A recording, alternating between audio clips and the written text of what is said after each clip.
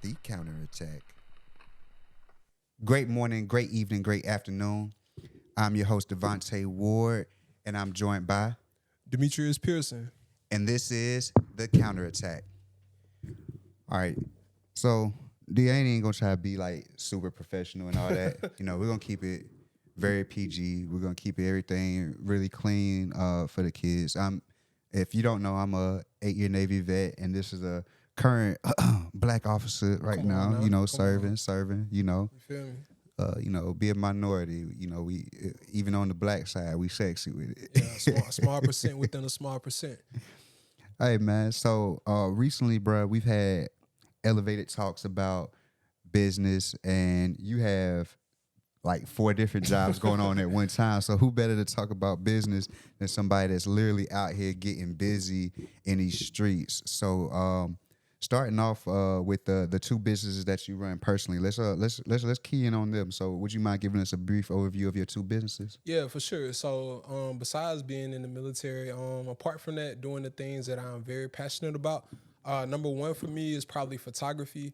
I got into photography about 4 years ago now. I bought a camera just for the purpose of like being able to film fitness content, which is kind of my second realm that I like to run around there.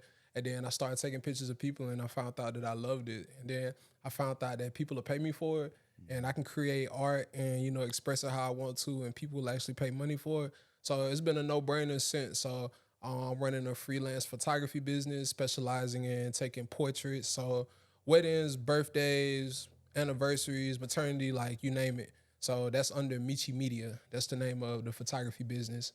On the flip side, you know what I'm saying, we get a little strong, you feel me? Yeah. So we're very heavily embedded in the fitness. Been doing fitness for probably close to the 7 or 8 years now.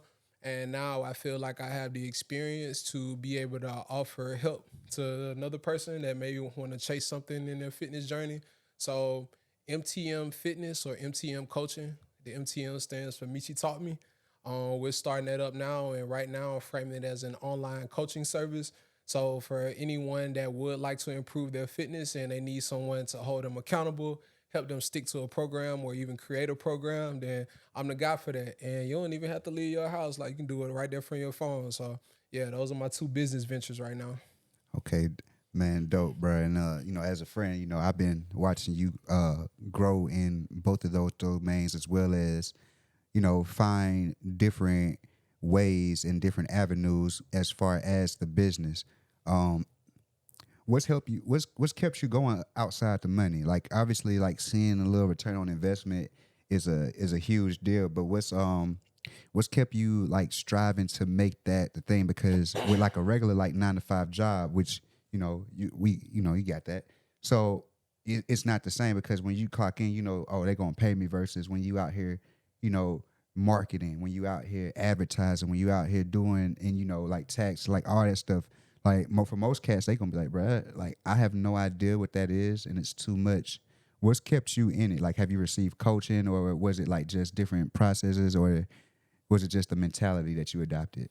Man, just excuse my French, man. I love this shit. Like 100%, like on all realms. Like anytime that I think that either photography or fitness is just becoming monotonous, or I feel like I'm going through the motion, or maybe I do feel like I'm doing it for the money, like I end up taking that one picture, or I help that one person do something that they've never been able to do before, and it just reminds me of my why.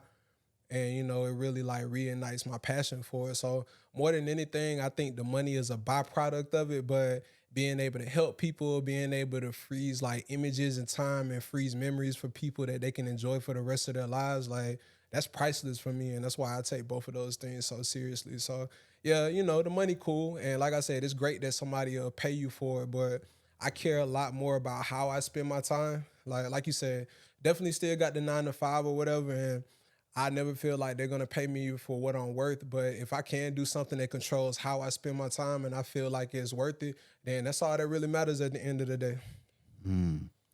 Having that why and providing a service. Those are two things that I think that we like as in people, like just in general, we don't value those things enough. Like anytime I've really like been in my bag. Because the podcast thing should come as no surprise for anybody as far if you know me. Big speaker, big speaker. You know, and I leverage, my personal relationship with God, the Bible, psychology. I got my degree in psychology for these aspects of applying these principles. Congratulations. I appreciate it. Hey, Recent, you know what I'm saying? Recent college grad, like what, maybe about 14 days or so ago. Yeah, man. You know what I'm saying? I met this man a little later in the process, but hey, definitely got to give it up to him. I personally saw him sitting there putting in that work every day. So huge congratulations, bro. Well earned. I appreciate that, big dog. For sure. Man, so that service, like I got the the service of your calling, the service of who you are, right? So there's a difference between providing a service and pleasing people, right? And that's what one of the big things I learned. We're not gonna get into that right now. We're gonna be strictly on business. Yeah. However, like anytime I've like felt like I'm legit, like I know I'm helping this cat out, or I know I'm giving out some good information, right? It's that energy of doing it, right? That is the crux for me. And like you said, like anytime you feel like you wasn't, like you always get that picture, right?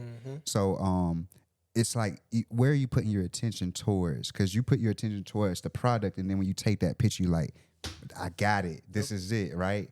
So like, and just personal for me, when I'm speaking, when like I could tell when somebody started to like get them gears turning, or I done said something that's profound, and it's more so that I do this like on a daily like basis. Like you take pictures, like you're in media like on a constant basis. So like, tell us a little bit about falling in love with the process versus the outcome, because I know we want the outcome because that means the life and stuff like that. But let's talk about like the consistency and building the belief where you don't even have any clue where to go, because that's an important part, is believing in what you're doing. For sure. So I think it's important to mention that this whole thing started right around the boom of COVID. So I got my first camera with the December of the Christmas right before COVID, which happened about 3 or 4 months later. So needless to say, I'm trapped in the house. It's just me and my camera. I'm not taking a lot of pictures, but I'm doing a lot of learning. Around the time that COVID was just really in the heat of things and they knew that people were in the house, a lot of these online like academies or places that you could take online classes, they were offering things for free in the effort to try to keep people quarantined and, keep you from outside spreading your germs around. So I took every free photography course that I possibly could find, literally. Like everything's been self-taught from the beginning, and being able to put in those 10,000 hours and then go outside and put those things into practice. Even before the money came into play, I'm like, okay, I was able to produce an image. Like, this is my art right here. You know what I'm saying? I like it, first of all. And, it's pretty cool that other people like it. But, first of all, I like it. This is something that I created, and it's something that's going to live out in this world forever. So that was probably the biggest part of that. And I mean, the same thing with fitness. Fitness is probably even more real. And you talk about belief, like, a lot of people say that you have to be able to see to believe.